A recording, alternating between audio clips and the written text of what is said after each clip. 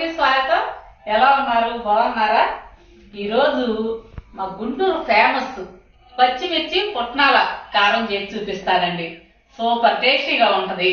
మనం ఏం కూర వండుకోలేదనుకోండి, ఆ కారపొడి వేసుకొని అంత నెయ్యి వేసుకొని తింటే సూపర్ అన్నమాట. అంత టేస్టీగా ఉంటది. చేసుకోవటం కూడా ఈజీనే. ఒకసారి చేసి పెట్టుకున్నారనుకోండి, అంత డబ్బాకి 2-3 నెలలు తాజాగా నిల్వ ఉంటుంది. చక్కగా ఇప్పుడు నేను తయారు చేసి చూపిస్తాను. అదే విధంగా చేసుకొని తిని చూడండి. ఈ కారంకి ముందుగా కావాల్సింది పచ్చిమిర్చి. ఈ పచ్చిమిర్చి శుభ్రంగా కడిగి తడి లేకుండా ఈ విధంగా ఉంచుకోవాలి. నేను 1/2 కేజీ పచ్చిమిర్చి తీసుకున్నాను. ఇవి ఘాటు తక్కువ కాయలండి, అందువల్ల 1/2 కేజీ తీసుకున్నాను. మీకు ఘాటు ఎక్కువ కాయలు ఉన్నాయనుకోండి 200 గ్రాములు తీసుకోండి, సరిపోతుంది. వీటిని ఇప్పుడు మనం చిన్న ముక్కలుగా కట్ చేసుకుందాం. ఈ సైజు ముక్కలు కట్ చేసుకుంటే సరిపోతుంది. ఇప్పుడు వీటిని దోరగా వేయించుకుందాము. ఇప్పుడు స్టవ్ మీద బండి పెట్టి అందులో తగినంత ఆయిల్ పోసుకున్నాను. ఆయిల్ హీట్ ఎక్కిన తర్వాత లో ఫ్లేమ్లో పెట్టుకోవాలి. పెట్టుకొని ఈ పచ్చిమిర్చిని మనం ఇందులో వేసి వేయించుకుందాం.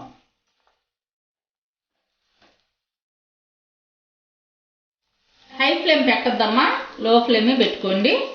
మనం ఫ్లేమ్ని అడ్జస్ట్ చేసుకుంటూ ఉండాలి. ఇవి మరీ ఎక్కువ వేగిపోతే నల్లగా వస్తాయి, అందుకని మనం చూసుకుంటూ వేయించుకోవాలి. ఈ విధంగా ఈ కలర్ వచ్చిన తర్వాత మనం వేరే బౌల్లోకి తీసుకుందాం. ఇప్పుడు స్టవ్ కట్టేసేయండి.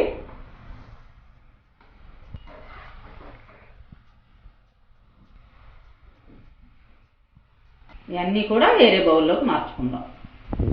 ఇప్పుడు స్టవ్ వెలిగించి అదే బాండీలో చూడండి గుప్పెడు కరివేపాకు,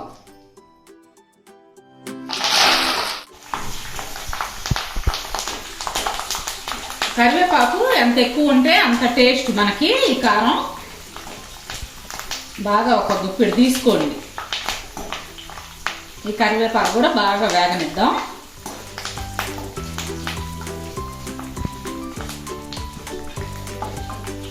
ఇదిగోండి ఈ విధంగా వేగాలి, బాగా కరకరలాడుతూ ఉండాలన్నమాట.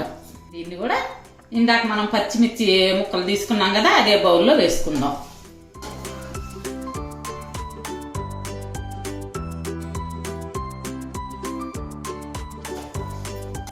ఇప్పుడు వెల్లుల్లి రెబ్బలు 4 మీడియం సైజు వెల్లుల్లిపాయ తీసుకున్నాను. 4 పాయలు తీసుకొని కచ్చాపచ్చిగా దంచుకోవాలి. దాన్ని ఇదే నూనెలో వేసి వేయించుకుందాం.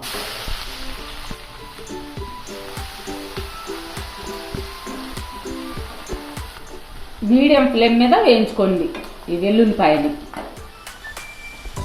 కూడా ఈ విధంగా గోల్డెన్ కలర్ రావాలి. ఇవి వేగిన తర్వాత వీటిని కూడా ఇదే బౌల్లోకి మార్చుకుందాం. ఇప్పుడు పచ్చిశనగపప్పు 5 స్పూన్లు తీసుకోండి. మినపగుళ్ళు ఇవి కూడా 5 స్పూన్లు తీసుకోవాలి. లో ఫ్లేమ్లో బాగా దోరగా వేగనివ్వాలి. ఈ కలర్లోకి రావాలి. గోల్డ్ కలర్లోకి వచ్చిన తర్వాత స్టవ్ ఆఫ్ చేయండి. అందులో 1 స్పూను జీలకర్ర, 3 స్పూన్లు నువ్వులు అంటే నువ్వు పప్పు అండి. వీటిని కూడా దోరగా వేగనిచ్చి మనం వేరే బౌల్లోకి మార్చుకుందాం. వేగిన తర్వాత ఇప్పుడు బౌల్లోకి తీసుకున్న తర్వాత వీటిని చల్లగా చల్లారనిద్దామండి. ఇవి 1/2 కేజీ పుట్నాల పప్పు అండి. వీటిని ఇప్పుడు మిక్సీ పట్టుకుందాం.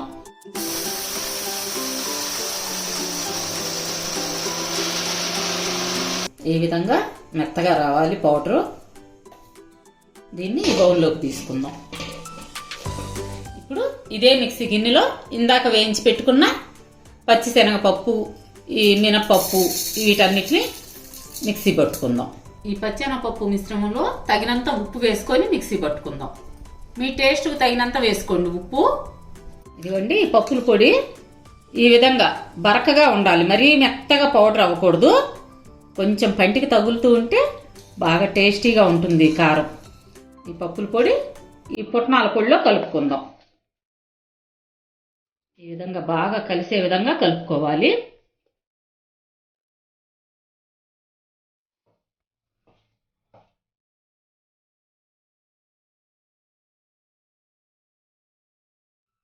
ఈ పౌడరు బాగా కలుపుకున్న తర్వాత ఇందాక వేయించి పెట్టుకున్న పచ్చిమిర్చి ముక్కలు, వెల్లుల్లి ముక్కలు, కరివేపాకు ఇవన్నీ వేసి బాగా కలుపుకుందాం.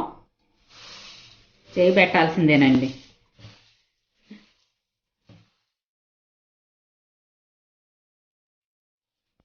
ఉప్పు ఒకసారి సరి చూసుకొని మీ టేస్ట్కి తగినట్టు ఉందో లేదో, తగ్గితే గనక కొంచెం ఇప్పుడు వేసుకోవచ్చు. బాగా కలిసే విధంగా కలుపుకోవాలి. మీకు మంచి కలర్ కావాలంటే కొంచెం పసుపు కూడా వేయించి కలుపుకోవచ్చు ఆయిల్లో. ఇంతేనండి, మా గుంటూరు ఫేమస్ అయిన పచ్చిమిర్చి పుట్నాల నిలవ కారం. ఇది 3 నెలలు అట్లా నిల్వ ఉంటుంది. మనం రెడీ చేసి పెట్టుకుంటే ఇదంతా చల్లారిపోయిన తర్వాత ఒక గాజు సీసాలోకి కానీ టప్పర్వేరు బాక్సులు ఉంటాయి చూసారా, అందులో నిల్వ చేసుకుంటే మనకి 3 నెలలు ఫ్రెష్గా ఉంటుంది. సూపర్ టేస్టీ అండి. గుంటూరు రుచులు చాలా బాగుంటాయి.